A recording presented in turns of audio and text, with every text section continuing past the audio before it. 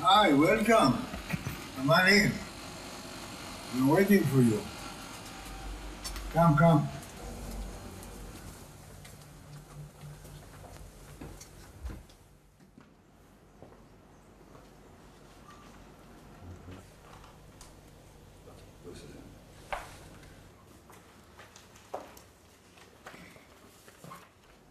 My name is Yair Stern.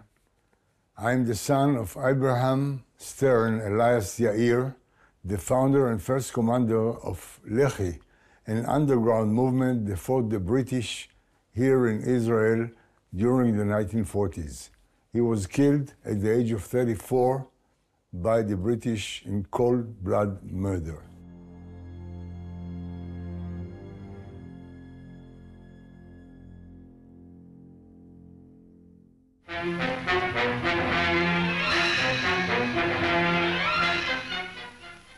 Terrorism is turning into open revolt in Palestine, and British troops and police are up against a tough proposition.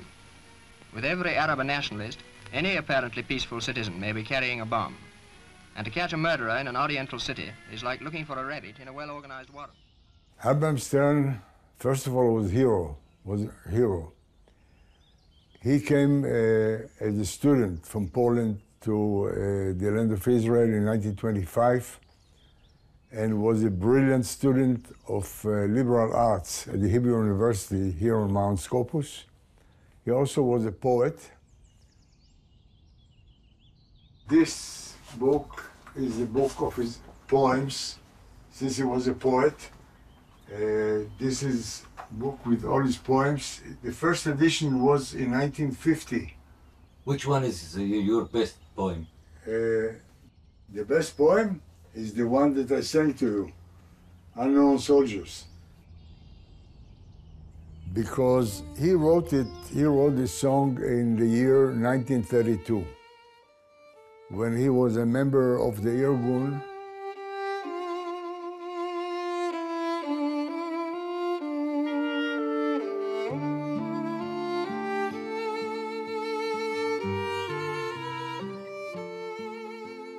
He came back to Jerusalem and he showed it to my mother. He sang it to her because he also invented the music.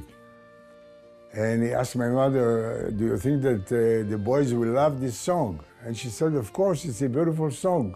Come home, and she took notes and wrote the music. And since then, the song became the anthem of the underground movement.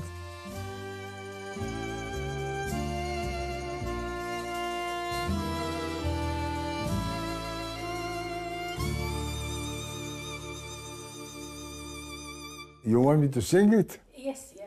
Okay, I can. At least 2 lines. חיילים אלמונים הננו בלי מדים.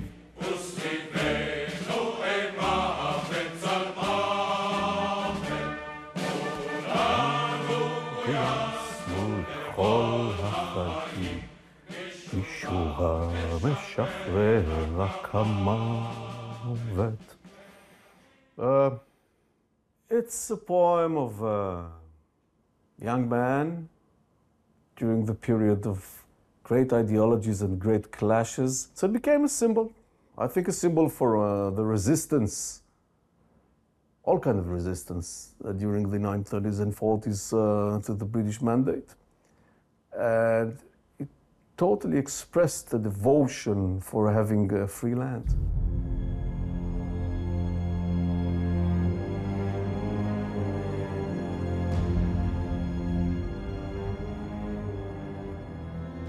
In 1929, he decided to join an organization that might protect Jews, and the only organization then was the Haganah.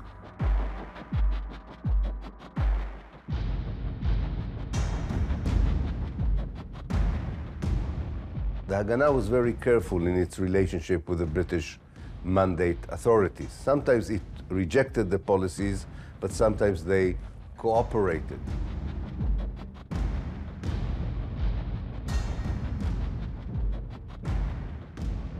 He spent some time there, but they didn't do much.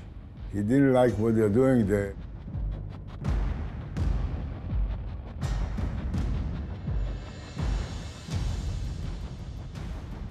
And a group of Zionists within the Haganah believed that Britain is as much the enemy of Zionism as are the Palestinians.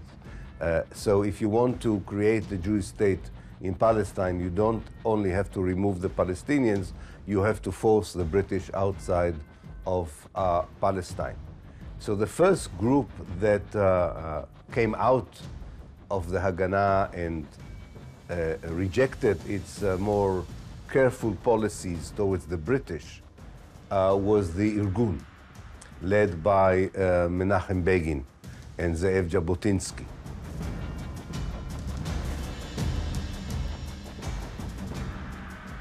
So my father joined the Irgun, and there he understood and he started to think that his life is going to change.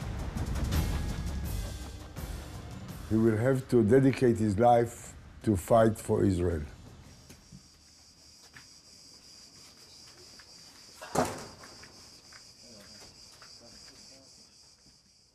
The end of August 1939, just the day before the Second World War began, the British CID captured all the heads of the Irgun in a department in Tel Aviv. And a few months before, they captured the head of the Irgun, David Raziel. And also, on the same day when the Germans began the war, Ze'ev Jabotinsky decided that now the Irgun are not going to fight the British until the end of the war.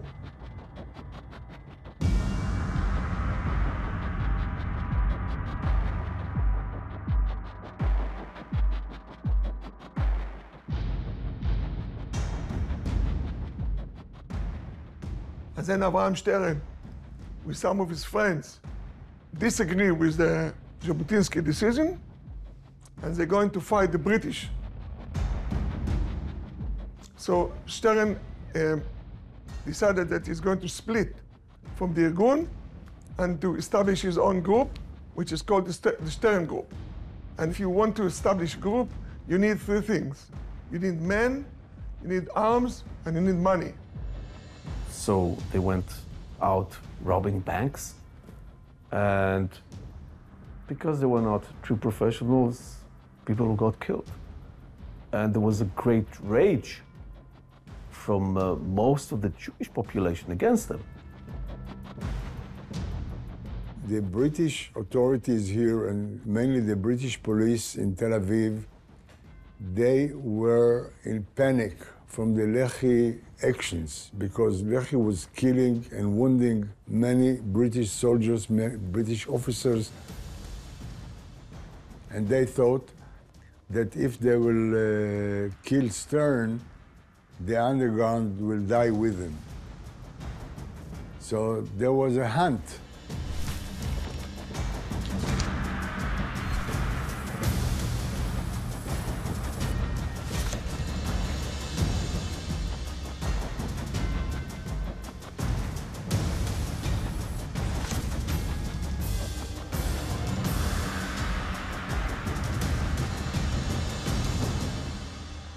It's a simple story. Two of his soldiers were injured and being treated in a Jaffa hospital. And one day, the mother of one of the injured came to visit, and she told the other one, his name was Moshe Svorai, that she wants to go and visit his wife, but she doesn't know the address. And he told her the address in Hebrew. And Svarai's wife, in the most naive and probably not a very professional conduct, was giving shelter to Stern. And when this information was tracked down by the British intelligence, the next thing they would do was to go and see what's going on there. The one that discovered him was an officer named Thomas Wilkin. But he didn't shoot.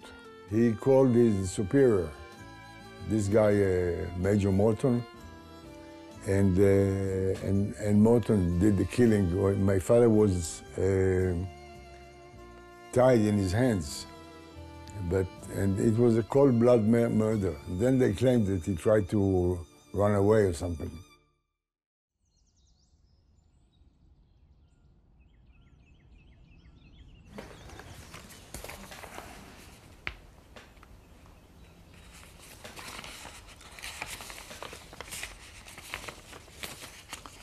That's his last letter. This is his last letter written in the morning of his death, of the killing. He says here in this last letter that I'm not one of those who give themselves up willingly to the police or to the collaborator with her from right or from left, meaning negative answer. I'm not leaving.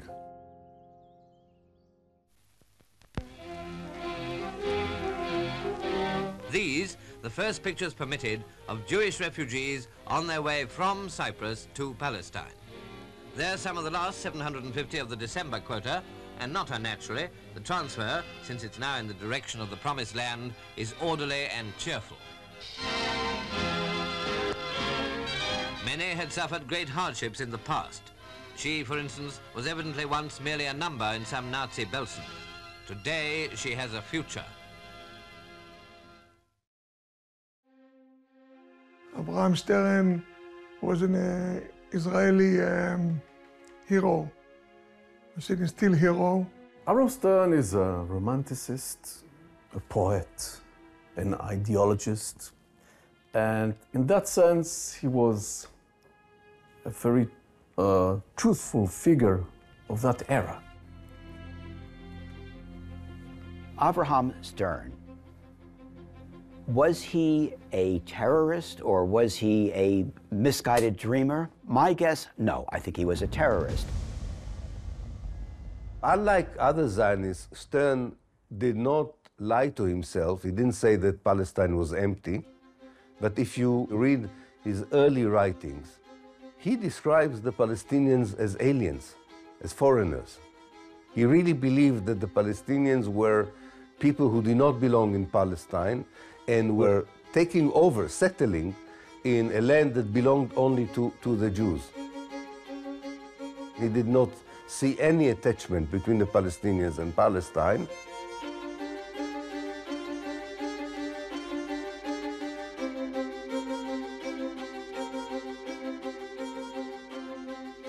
He saw himself as a real anti-imperialist person.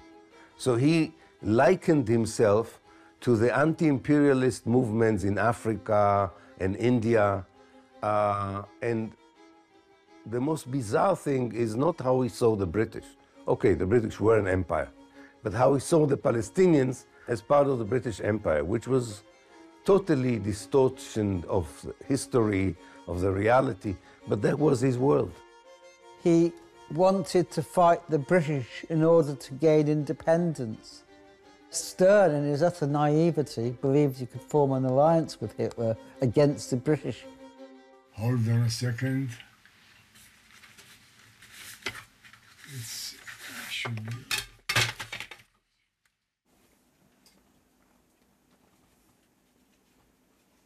I'll tell you exactly what happened.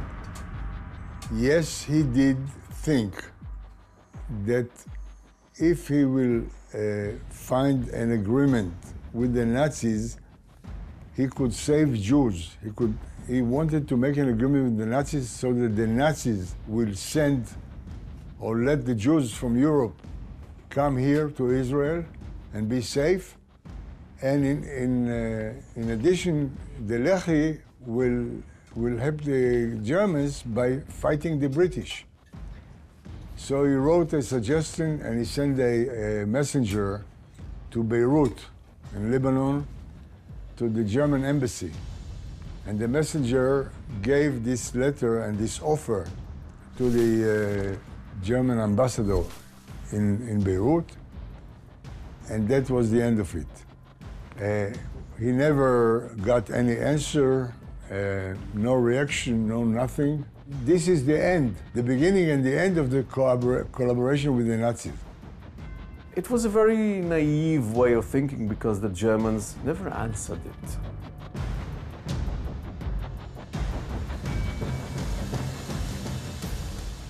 This naive attempt was never evolved. There was never any kind of cooperation.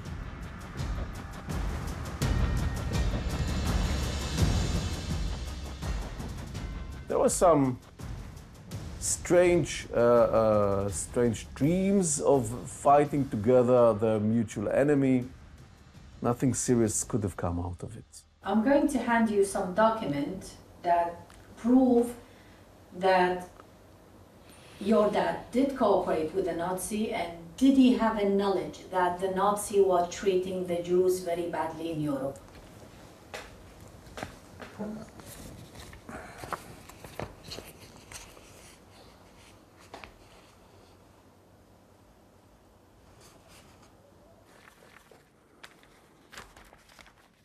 These are protocols of an interrogation made by Haganah people, the main Yishuv establishment, to a young man that was part of the Stern people.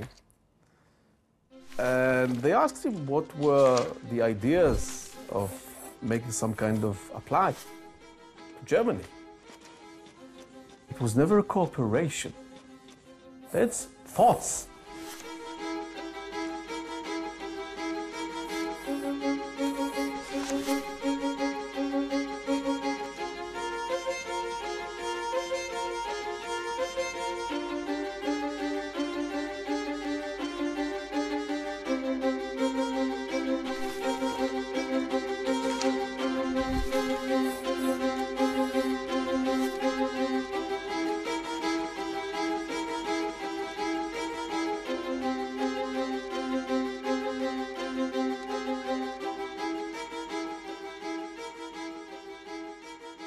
One of them was tortured very strongly, Ephraim Zettler, by the British. And I think that under torture, he told them whatever they wanted to hear. And the other one, Polani, is a guy that was in the leadership of Lehi.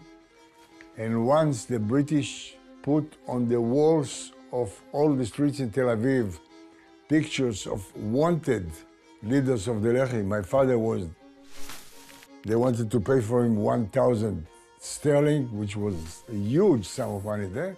He ran to a kibbutz called Ma'aleh HaMisha, not far from Jerusalem. He had friends there, and he was hiding there. And there he told them whatever they wanted to hear. But there's no legs to this lie. I mean, as I told you, the only collaboration was with this ambassador in Beirut, came out with nothing. And also, Stern couldn't know about the Holocaust because the Wannsee Convention, where all the Nazi leadership conferred and decided about the final solution for the Jews, was in 20th of January, 1942. Stern was killed on February 12th, 1942, 3 weeks later. He was then under hunt. He was living in parks, in shelters. He didn't know anything about what's going on in Europe, not about the Wannsee Convention, and not about the extermination of Jews. He couldn't know. He definitely knew that Jews already for 7 years or 8 years before were under a very racist legal regime that boycotted Jewish businesses. The Jews were thrown out of universities, civil service. This was a few years after the Kristallnacht, when Jewish synagogues were burned. Hundreds of Jews were killed in pogroms. He knew very well about this Nazi incitement to their own society. I don't think he knew about extermination camps and so on, but he definitely knew that the Nazis were using very cruel anti-Semitic means in order to force the Jews outside of Germany.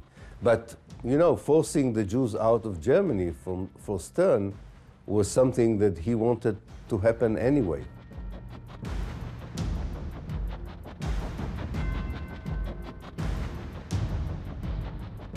Haganah and the mainstream Zionists, and even Irgun, realised you had to wait for the defeat of the Nazis before you could then take on the British.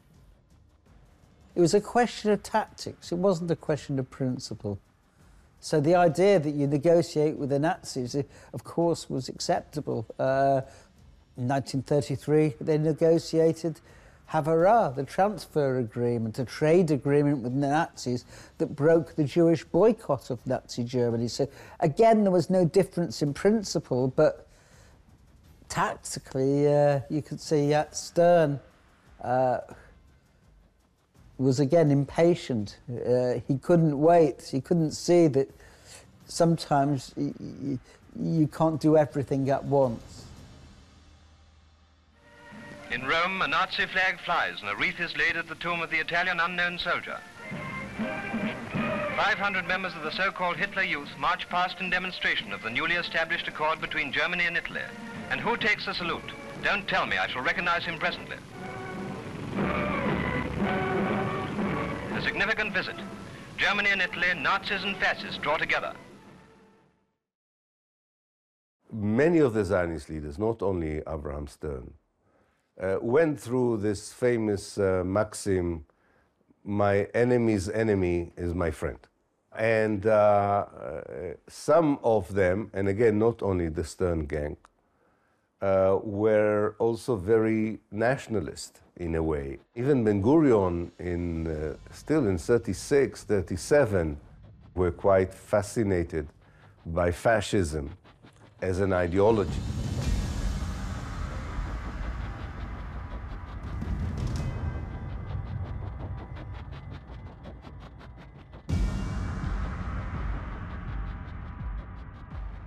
Stern totally disregarded the anti-Jewish side of fascism.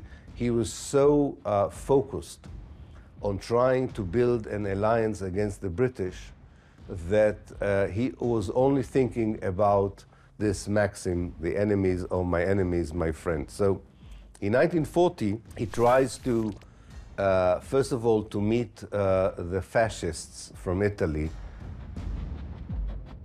They made a kind of an agreement, which is called the Jerusalem Agreement, made by the Shtern group,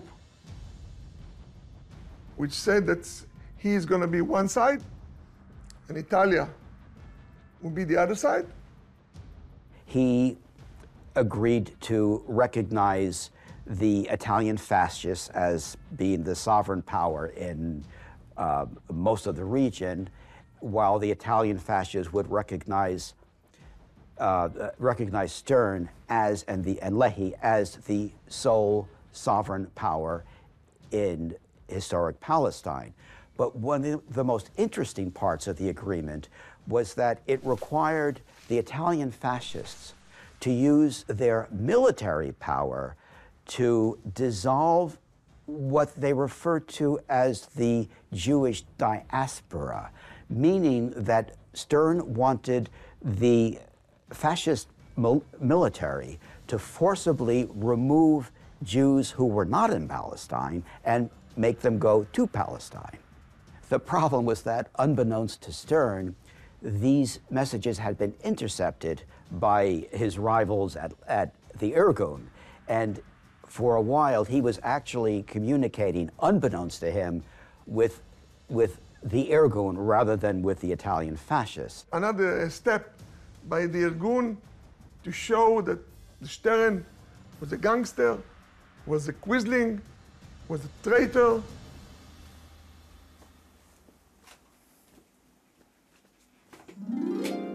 I would like to say that the first one to cooperate with the Nazis was Haj Amin al-Husseini in 1936, much time before World War II.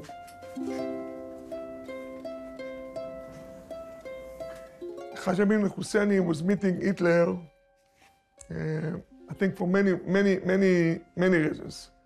First of all, he knew that Hitler is fighting against the British. And Haj Amin al-Husseini didn't like the British because they kicked him out of Palestine.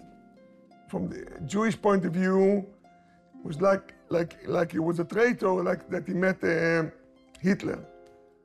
As I see it now, he do it from his own point of view, from his own will.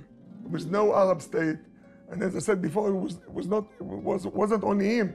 Many people tried to meet Hitler, see what happened with the Vatican, with the Pope. The Shemites are Jews and Arabs as well. So to tell him that it was against the Jews in Palestine, I think, because he was afraid that if we will have Jews in Palestine, it wasn't be good for the Arabs in Palestine. It had nothing to do with anti-Semitic. It was a really great mistake, absolutely. But whereas it's understandable for the Mufti to have taken that position, for a so-called Jewish movement to have taken it, knowing full well that the Nazis had come to power on an anti-Jewish program, and with Hitler had said that in the event of war, the Jews would be annihilated in Europe, it was utter madness. It was treason of the first order. The British authorities here, and mainly the British police in Tel Aviv, thought that once they killed him, that's the end of the terrorist organization called Lehi. Of course, they were wrong. From Haifa come pictures showing the result of the recent outrage that shattered the brief lull in terrorist activity. The incident was caused by a man, believed by some to be one of the Stern gang this time, driving a stolen van full of explosives to quarters where it blew up. 2 British and 2 Arab policemen were killed, and others are reported missing. More than 60 police, soldiers and civilians were injured. The 3 people who took over from him, I think they were much more organized than he was, and much more systematic in what they did. Yes, part of what they did was a revenge, but part of what they did was understanding that actually attacking British installation, assassinating British officers, intimidating Jews who were not,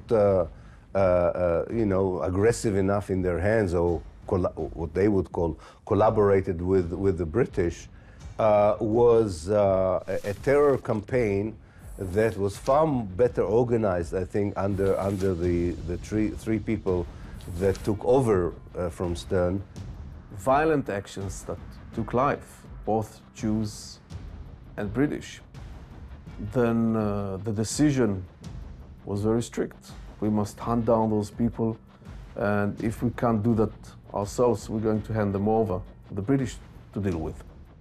I think what is important to understand in the relationship between the Irgun and Stern gang after 43 is that they have a new enemy. Not only Britain, not only the Palestinians, but also the Haganah. The Haganah begins a campain of trying to undermine the power of the Irgun and the Stern gang. In Zionist historiography, this period is called the saison, the French word for the period, and also the hunting period. It was mainly done by the Haganah and people from the Palmach, and as far as I know, they didn't give so many people to the British, but they stopped the terror. Because they saw them as a great danger to the Zionist cause. It's dark times that right-wing people decades later, saw and never forgot. And even until this day, right-winged people use the terms of Cezanne as seeing the leftists and liberals as people they couldn't trust.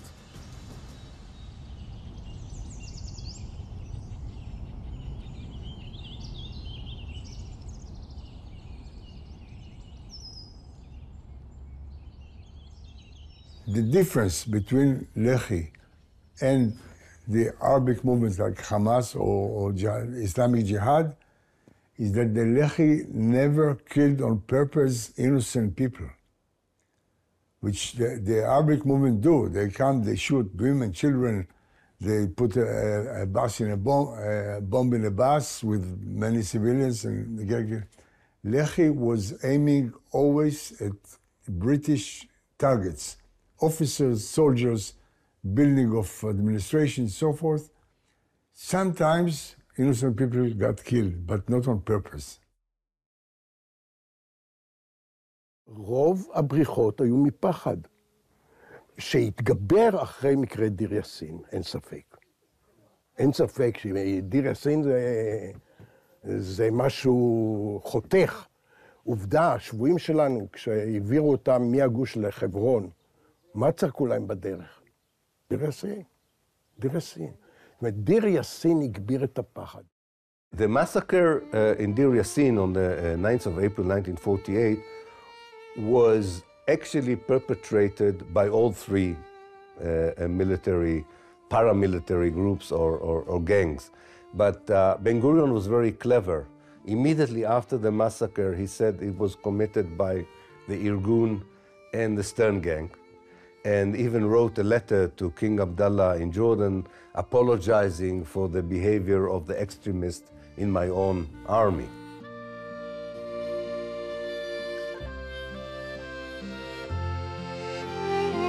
Deir Yassin was a harsh action when you put it in context as part of a war.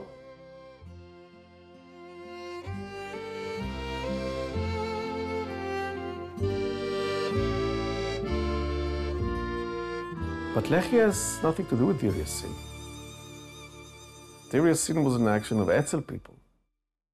בשיחות עם אנשי אצ"ל, עם אנשי ואנשי לח"י, הם חושבים שזה היה נכון לעשות את זה.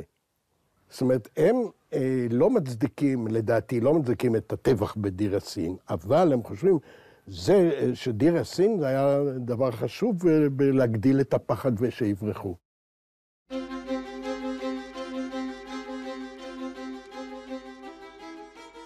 But we should mention, of course, Deir Yassin was not the only massacre, was not even the worst massacre. The Zionists themselves summarized the means by which they expelled the Palestinians. So it's a very detailed document that says we used expulsion, we used rumors to frighten the people, we used special bombardments to make people afraid.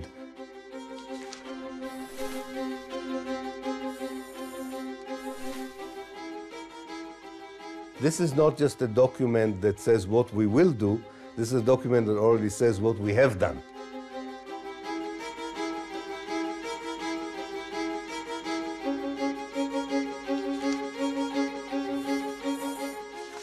It debunks one of the most important Israeli myths.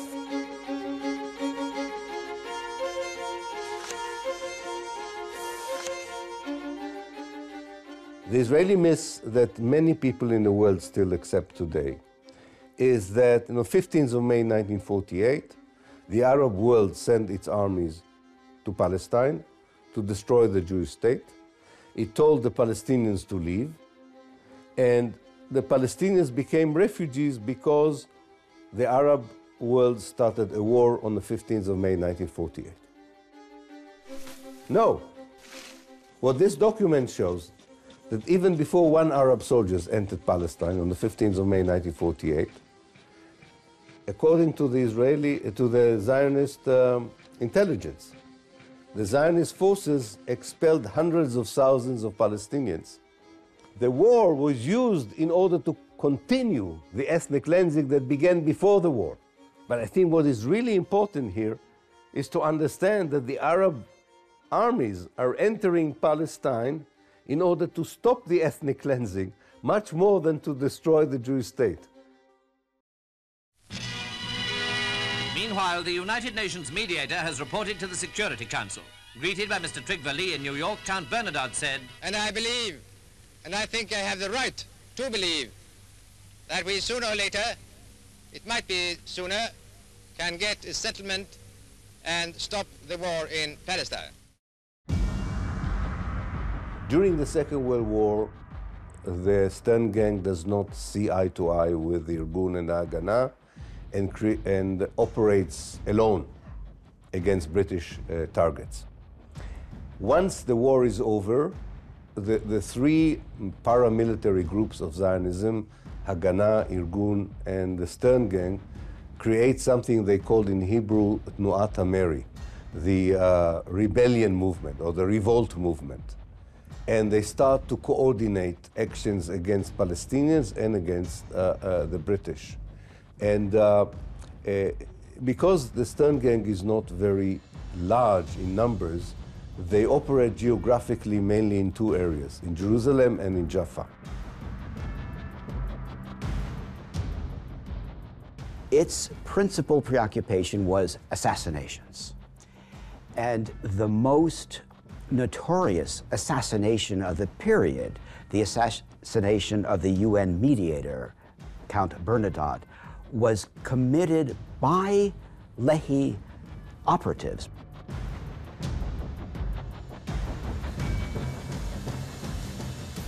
Bernadotte was in many ways a hero. He'd saved far more people than the Zionists had from the concentration camps, that's for sure. He was appointed a few days after the end of the British mandate. The reason why the UN asked Bernadotte to negotiate the crisis in Palestine was twofold. One was that he was widely respected as a fair-minded peacemaker. But the other reason is that he had saved 30,000 Jews from the Nazi extermination camps. And therefore, the UN thought that the Zionists would respect him, would respect what he would recommend.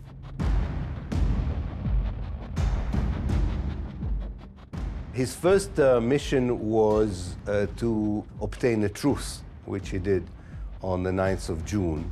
But he was more ambitious than that.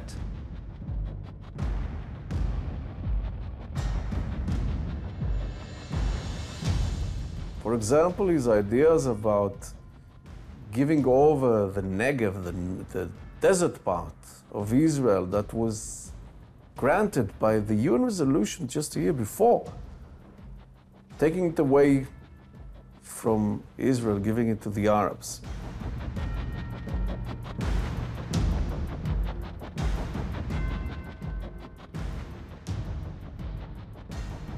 And especially his idea of having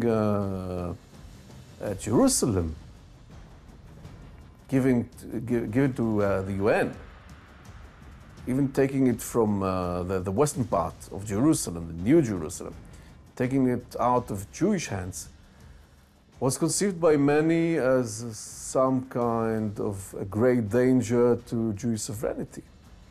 And Lehi people, as harsh ideologists, in their vision saw him as an enemy that must be get rid of.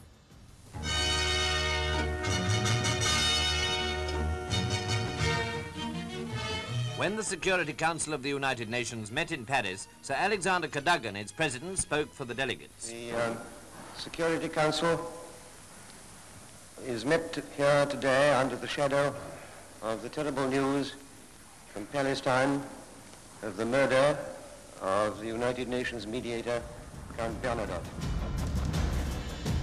In a way, he was not seen as favorable for the Zionist cause or for the young Israeli cause. Even though murdering him was not an option by the mainstream Israel. It was not part of the new sovereign Israel.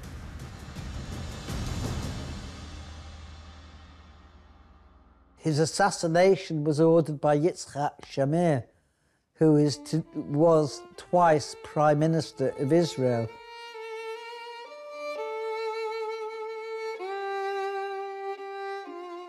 תוקף זכותנו הטבעית וההיסטורית ועל יסוד החלטת עצרת האומות המאוחדות אנו מכריזים בזאת על הקמת מדינה יהודית בארץ ישראל, היא מדינת ישראל.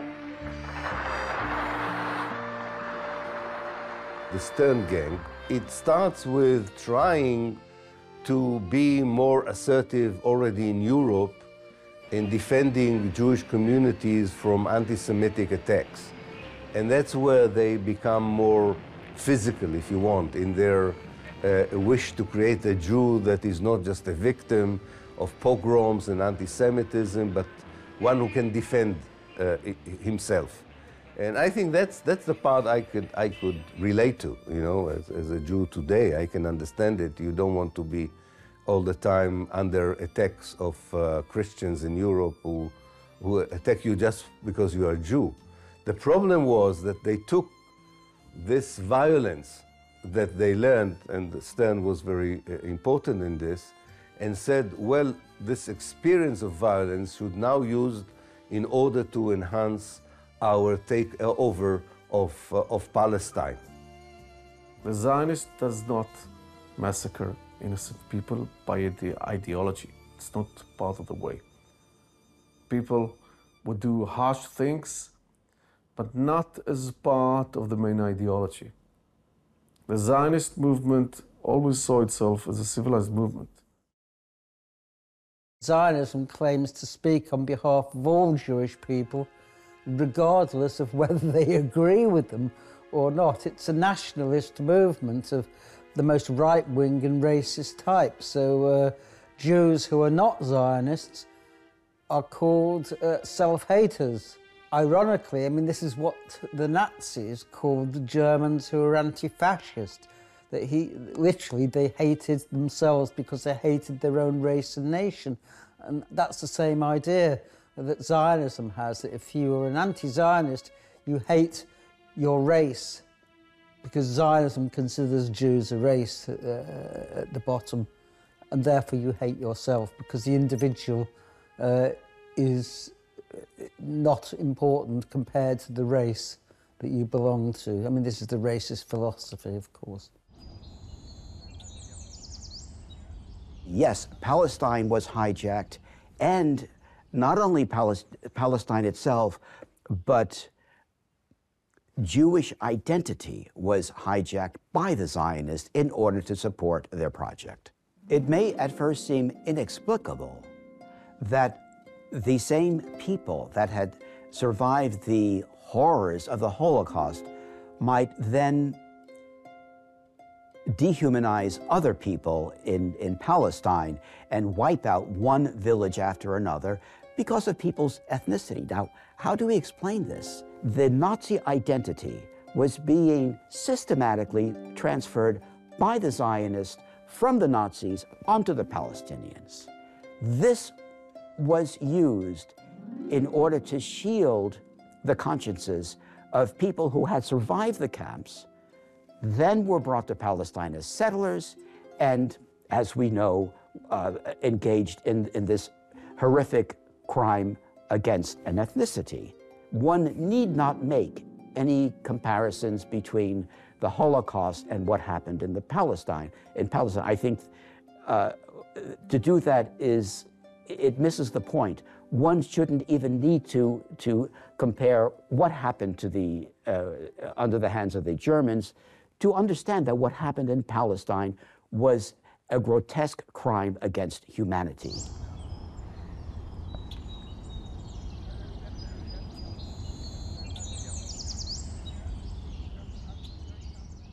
There's a medal that I have received to the from the Ministry of Defense of Israel for my father for taking part in the war.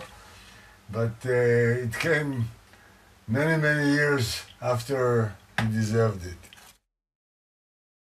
This state was created in blood and sweat and many victims, but the role of Lehi is being the first and the most activist and the most extremist underground that started the fight against the foreign occupier. The current government behaves as if it's a Stern gang, still fighting, but has all the power that the Stern gang did not have of a state. And nowadays in Israel, we have a small civil war because half of the Israeli Jewish community, not because of any love of the Palestinians or because they understand how bad the colonialism and occupation of Israel is, but they don't like the Stern gang ideology of the government. So we have now a small civil war inside the Jewish society because, again, there's this idea among some Zionists that maybe you can do Zionism without the Stern gang ideology. My own understanding is that you have only two options. Either you have a state without Zionism, or if you have a state with Zionism, it will look like the Stern gang Zionism. A key reason why the Zionists wanted a state wasn't simply for the land. It was because statehood speaks from a different podium than non-state groups. In the world as it is, the nation-state is the measure of all things. Therefore, the Palestinians had to be prevented from having a state so that they did not have the same voice. In other words, on May 15th of 1948, what had been Israeli terrorists, people like Begin and Shamir, all these people, they now became whitewashed by the mentality of the nation state. They became freedom fighters who maybe they acted in excessive ways before that, but this is now a nation state abiding allegedly by international law, and it's a whole different state of mind that the world looks at them with.